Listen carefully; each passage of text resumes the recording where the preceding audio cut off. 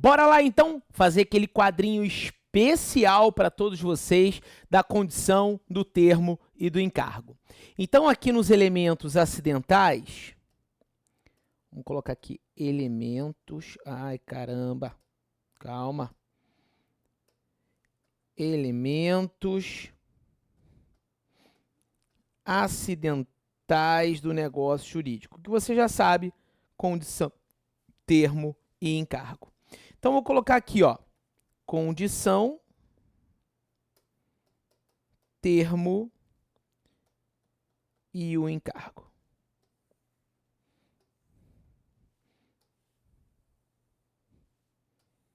Tá bonitinho aqui para vocês. E aí, vamos começar com o tema da seguinte forma. O que é a condição? Um negócio dependente,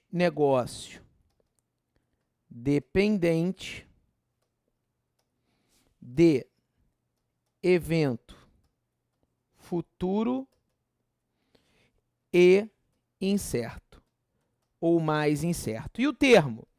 Negócio dependente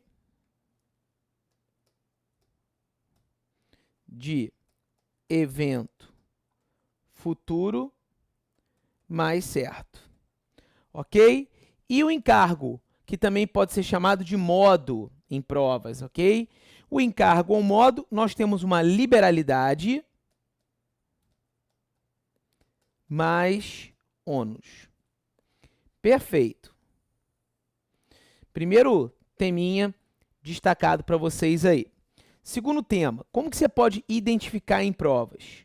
Identificado pelas conjunções.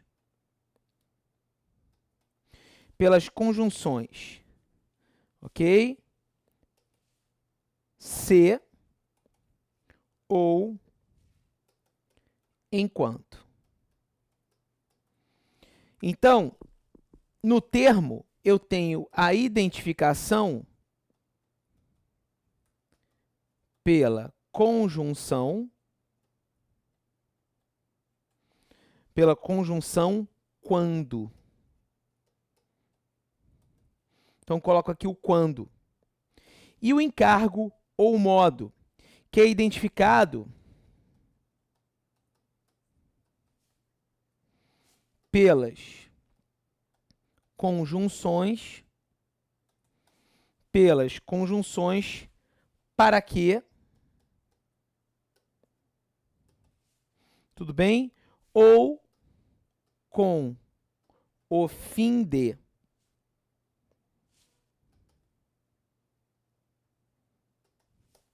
Com o fim de. Então, mais uma observação aí para vocês, beleza? Mais um quadrinho bacana. Bom, na condição, ela suspende, na condição suspensiva, ou resolve na resolutiva. Já no encargo, no termo, suspende o termo inicial, ok?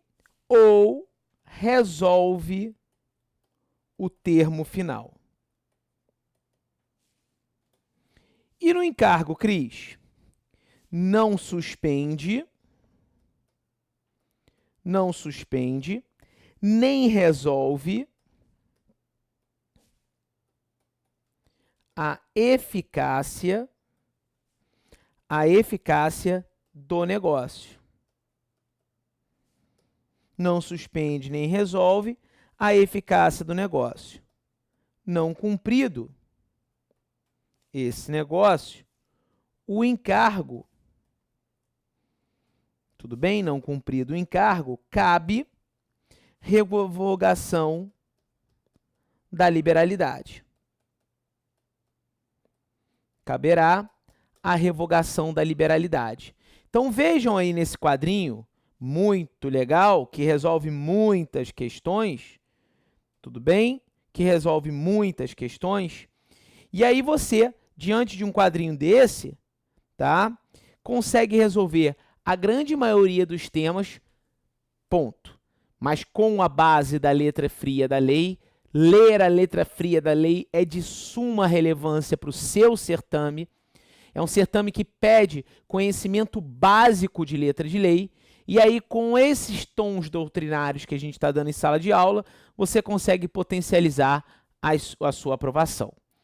Na tela, o próximo e último tema da parte geral, antes de nós passarmos para a teoria geral da obrigação. Bom, então olha só, eu também aqui trago, buscando esquematizar e sistematizar o seu estudo no direito civil, por isso que o meu livro ele é recheado de quadrinhos, porque eu sei que é muito bom para estudar com esses quadrinhos, tá? Tela aí para vocês, prescrição e decadência. Lembrando que a prescrição não é a perda do direito, gente. A prescrição nada mais é do que a perda da pretensão indenizatória. Trata-se da perda da pretensão indenizatória. Isso é a prescrição. Então, extingue a pretensão, encobre a pretensão indenizatória, enquanto a decadência extingue o próprio direito potestativo. Então, a decadência, ela extingue o próprio direito potestativo em razão do não exercício, prejudicando todas as ações constitutivas. Já a prescrição, eu tenho a decretação dela de ofício, em qualquer fase do processo. Percebam, a decadência é diferente, porque ela pode ser legal e ela pode ser convencional. Se a decadência for legal, deve ser reconhecida de ofício pelo juiz, o que não ocorre seja a decadência convencional. Na convencional, a parte que alega pode se valer em qualquer grau de jurisdição, mas terá que ser alegado pela parte que se sentiu lesada. Funcionamento. A prescrição, ela pode ser interrompida, ela pode ser impedida e ela pode ser suspensa.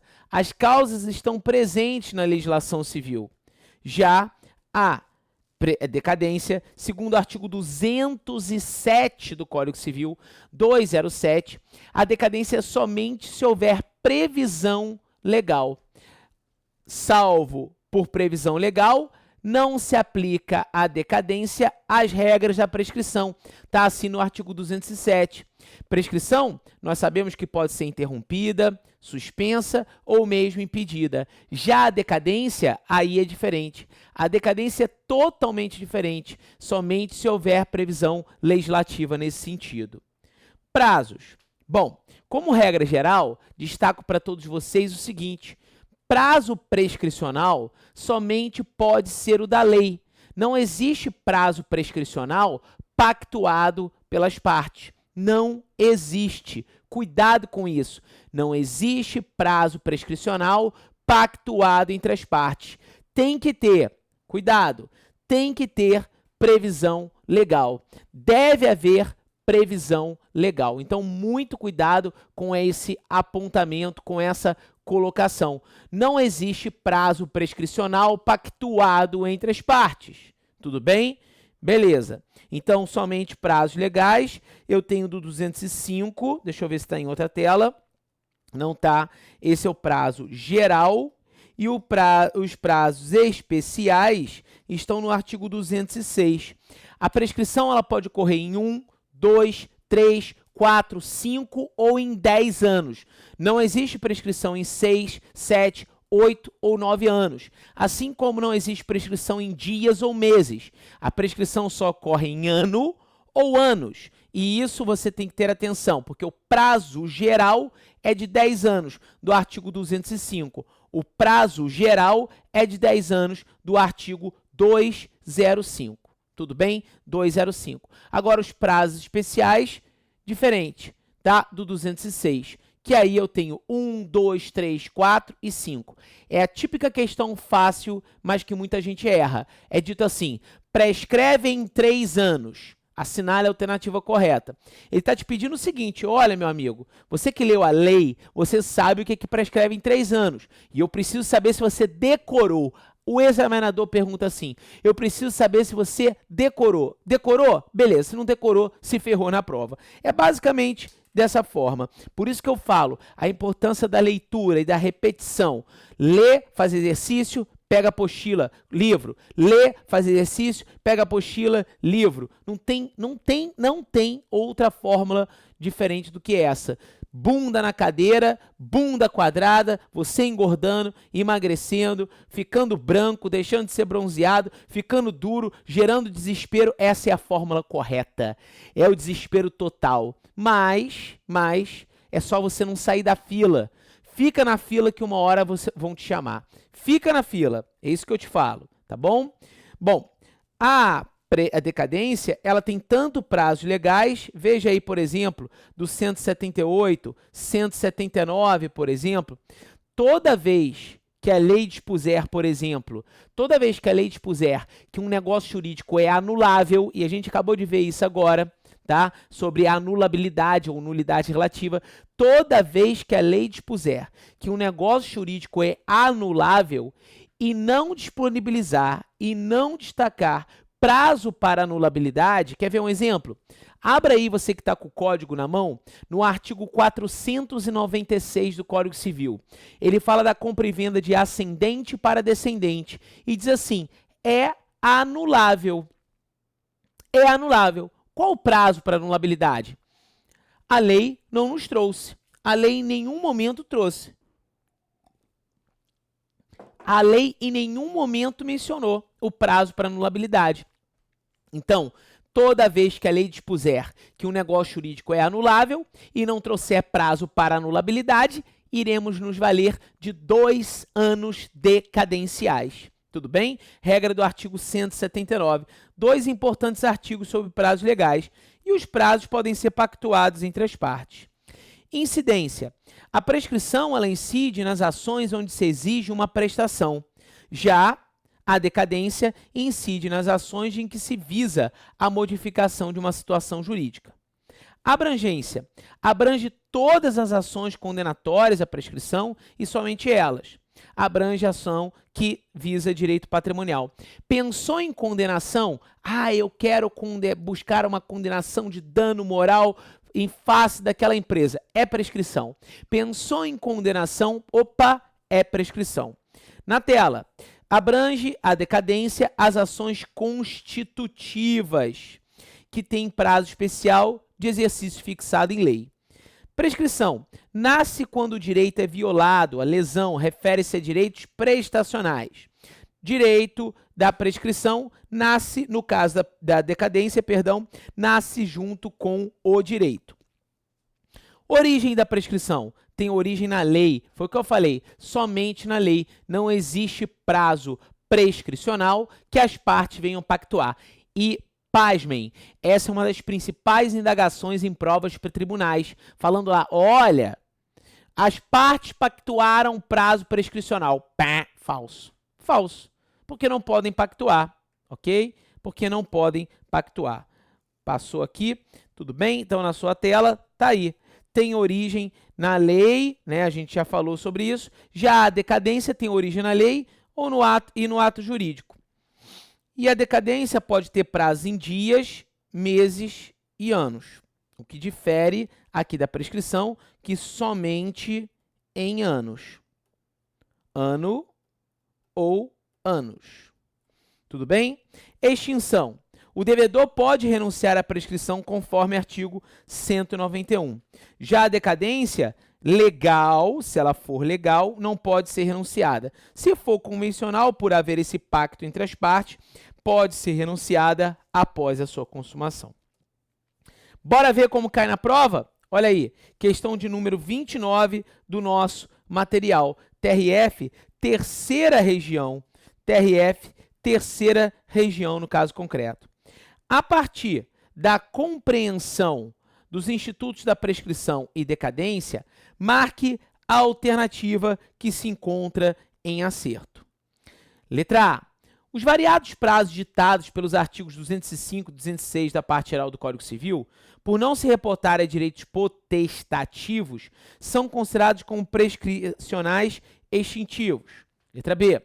Os prazos considerados decadenciais do Código Civil são aplicáveis aos denominados direitos potestativos, ou seja, são direitos subjetivos, que extinguem do outro uma contraprestação ou dever específico. Todo prazo considerado prescricional está ligado a uma pretensão, ou seja, ao poder de que alguém tem de opor-se a uma violação sofrida. Prazos estes que se encontram na parte especial do Código Civil. Parte especial do Código Civil. Conforme nosso ordenamento, o magistrado não poderá de ofício reconhecer a prescrição de direitos. O magistrado não poderá de ofício reconhecer a prescrição de direitos, salvo aqueles não patrimoniais ou concernente aos absolutamente incapazes. E letra E. O pagamento voluntário de uma dívida pelo devedor, após o esgotamento do prazo para a respectiva cobrança, não é considerado como renúncia à prescrição. Para renúncia, você tem que ver lá o artigo 191, uma vez que já se esgotou o lapso prescricional. Atentem-se aqui, amores da minha vida. Seguinte, olha aí no seu gabarito. A alternativa A está correta, pois os prazos previstos no artigo 205 e 206 elencam o rol dos prazos prescricionais. Os demais espalhados pelo Código Civil são decadenciais. Ficou muito fácil isso, porque quando eu me formei, por exemplo, eu me formei pelo Código Civil de 1916. Me formei no ano de 2001. Tem um tempinho já, né, galera? 2001, né? 18 anos de formado aí. E aí, o que que acontece? Pare e pense. Lá era uma zona que as pessoas não sabiam o que era prescrição, o que era decadência. Agora ficou muito claro com o Código de 2002. Se não está no artigo 205, se não está no artigo 206, é tudo decadência. Se não está no 205, se não está no 206, que são prescrição, o resto todo será decadência. Então, atenção para essa dica aí. Volta para a tela. A assertativa B está incorreta. De fato, os prazos decadenciais são aplicáveis aos denominados direitos potestativos, mas esses tratam-se de direitos sem pretensão, e lá está falando diferente, pois direitos que exigem do outro uma contraprestação são relacionados aos prazos prescricionais. A alternativa C está incorreta. Todo prazo prescricional está ligado a uma pretensão, mas o poder que alguém tem de se opor a uma violação sofrida refere-se aos direitos potestativos. A segunda parte da letra B e C estão invertidas, por isso estão erradas aí. A assertativa D está incorreta, pois o artigo 194 do Código Civil consta como revogado pela Lei 11.280 de 2006. A letra E está incorreta, tendo em vista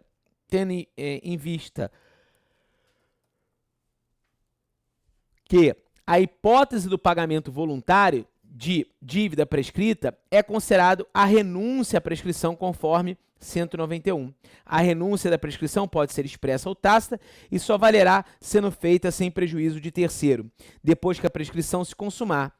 Tácita é a renúncia quando se presume dos fatos do interessado incompatíveis com a prescrição. Bom, então eu deixo aqui outras questões para vocês, para treinamento, para que a gente venha entrar no novo tema, tá? Novo tema do nosso estudo, dentro do estudo das noções do direito civil. Estou passando aqui na sua apostila, na tela, e a gente já chega no novo tema. Deixa eu acabar aqui rapidinho. Olha aí, na sua tela, parte especial do Código Civil, e o tema agora é o direito das obrigações. Super tema, hein? Super tema realmente para todos vocês. Bom, quando a gente fala de direito das obrigações, a gente está falando sobre o que, Cris? A gente está falando sobre uma relação jurídica. Uma relação jurídica travada entre o credor e o devedor em torno de uma prestação. Então, olha aqui na tela. O que é o direito das obrigações? Uma relação jurídica. Uma relação jurídica formada entre o credor com o devedor, em torno de quê? Em torno de uma prestação. Prestação é essa que pode ser um dar, pode ser um fazer, ou mesmo pode ser um não fazer, pessoal. Então, essa prestação está ligada a um dar, coisa certa ou incerta, como nós vamos estudar. Nós vamos estudar nas obrigações, as obrigações de dar, a obrigação civil, a obrigação natural, a obrigação de garantia, a obrigação próprio terreno, a obrigação de fazer, de não fazer, alternativa, disjuntiva, né? Conjuntiva, facultativa, divisíveis e indivisíveis, pagamento. A gente vai pular a parte de solidariedade, que não é muito comum no seu tipo de certame, tá? Mas tá apostilado, e a gente pula para o pagamento, alguns assuntos de pagamento, e aí vai para a teoria geral dos contratos, tá bom? Tá combinado assim? Mas lembro sempre, eu procuro trabalhar aqui na apostila com vocês outros assuntos. Por quê? Porque a gente está aqui trabalhando numa turma de noções de direito civil, então a gente não está aprofundando todos os assuntos, pescando aqueles assuntos que são os mais citados em seu certame, tá? Então, olha aqui, ó, credor, devedor em torno de uma prestação. E aqui eu tenho os elementos subjetivos da obrigação, credor e devedor, elementos subjetivos, e aqui eu tenho elemento objetivo, que é a prestação, que é um dar, um fazer e um não fazer. E aqui, gente, preste muita atenção, tá? Eu tenho um vínculo. Um vínculo criado entre o credor e o devedor. Um vínculo criado entre o credor e o devedor, tudo bem?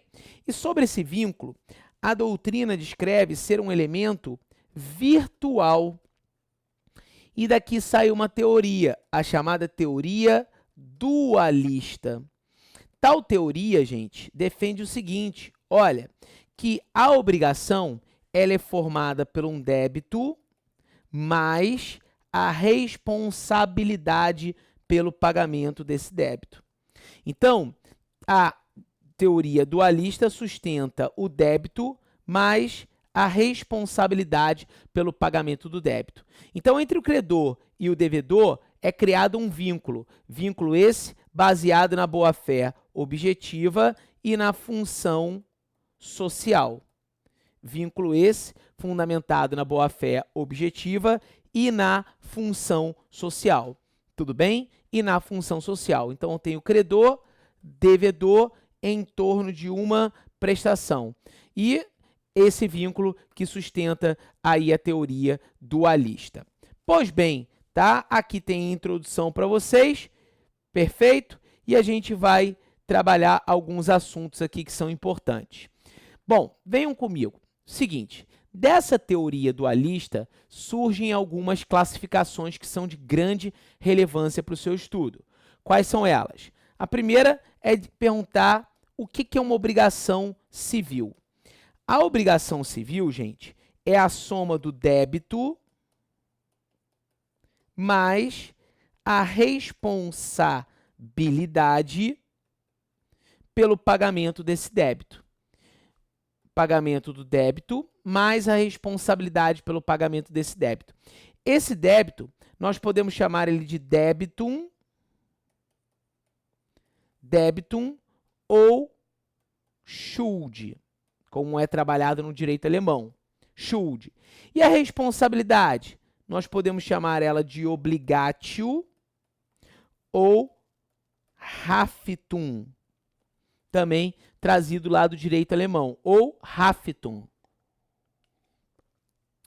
Então, vamos embora focar nisso? Então, débito mais responsabilidade pelo pagamento desse débito. Isso é uma obrigação civil. Vejamos, por exemplo, a responsabilidade civil. O que é a responsabilidade civil? É um dever sucessivo. Um dever sucessivo que surge em razão da violação de um dever originário. É um dever sucessivo que surge em razão de ter sido violado um dever originário. Qual o dever originário, professor? O dever de você não causar danos a outrem. Se você vier causar dano a uma outra pessoa, caso você venha causar dano a uma outra pessoa, terá você que reparar o dano que fora causado. O dano que fora causado. Então, deverá você reparar o dano que fora causado. Então, se eu causei um dano, terei eu que reparar o dano. Causa o dano, surge um débito. Tenho eu que reparar esse injusto causado. Então, aqui eu tenho um débito de um lado, responsabilidade do outro lado, e aí formamos uma obrigação civil. Mas o que é uma obrigação natural? A obrigação natural é diferente. É aquela obrigação sem exigibilidade. É aquela obrigação que só tem o débito. Só o débito, só o schuld, sem que exista o haftung, sem que exista a obligatio, sem que exista a obrigação. Sem que exista a obrigação. Repito, aqui só há a presença do débito. É uma obrigação, repito, sem exigibilidade. Vamos lá imaginar algo que a gente acabou já de estudar, a prescrição. O que é a prescrição, meu amigo e minha amiga? A prescrição é a perda da pretensão indenizatória. Repito, a prescrição é a perda da pretensão indenizatória. O débito existe? Existe. O débito continua a existir. O débito continua a existir. O débito existe. O débito, repito, ele existe, o débito. Mas eu não posso exigi-lo. Então, nós temos aqui a prescrição como exemplo claro de uma obrigação natural. Voltamos aqui, então, para a nossa tela. O que é uma obrigação de garantia? O que é uma obrigação de garantia? É aquela formada pela responsabilidade, pela obligatio, ou pelo haftung, né? Sem que exista o débito, sem que haja o débito. Vou te dar um exemplo bem claro. Fiança. O fiador, ele assume uma responsabilidate sem que ainda haja o débito. Então, o cara foi lá na imobiliária, quer alugar um imóvel, e o cara fala assim, beleza, eu posso até te alugar esse imóvel. Mas você tem um fiador? Tenho. Aí o fiador, ele assume uma responsabilidade sem que ainda haja um débito por parte do locatário, por exemplo. O locatário ainda nem deve, mas o cara já assumiu uma responsabilidade que, caso esse locatário venha dever, ele vai cumprir com uma garantia pessoal. Porque a fiança nada mais é do que uma garantia pessoal. Bom, então nós temos algumas classificações importantes. E aí, voltando aqui naquilo que eu desenhei para vocês, essa obrigação entre o credor, olha aí na tela, e o devedor, é criado pelo quê? Por uma vontade. Mas eu te faço uma indagação. Existe obrigação sem vontade, sem que nasça da vontade? Olha essa dica aqui que eu dou para vocês, ó. A obrigação propter rem. Olha, o próprio nome já diz, a obrigação propter rem é aquela em razão da coisa, por causa do bem. Então, a obrigação propter rem é aquela que se dá em razão do bem, por causa do bem, em razão da coisa. Como o nome sinaliza aí, gente, é um direito obrigacional, não se trata de um direito real. Como o nome já diz, é um direito obrigacional, não se tratando de direito real. Ela também pode ser chamada em provas de obrigação ambulatória, porque ela persegue a coisa, ela persegue o bem com quem ele estiver. Isso é uma obrigação propter rem ambulatória. Exemplo. Eu, Cristiano, tenho interesse de comprar o apartamento do Carlos, no Rio de Janeiro, no bairro do Leblon, por exemplo. Eu compro o apartamento dele e descubro que Carlos é devedor de taxas condominiais. Não fui eu que fiz aquela dívida, mas eu, Cristiano, por ser proprietário desse imóvel, desse apartamento, terei a obrigação propter rem de quitar as dívidas. Não surgiu da minha vontade, mas em razão da coisa, em razão do bem, serei eu responsabilizado pelo pagamento. E eu deixei algumas observações aqui de suma relevância para o seu estudo de obrigação propter rem. Já já eu volto com vocês.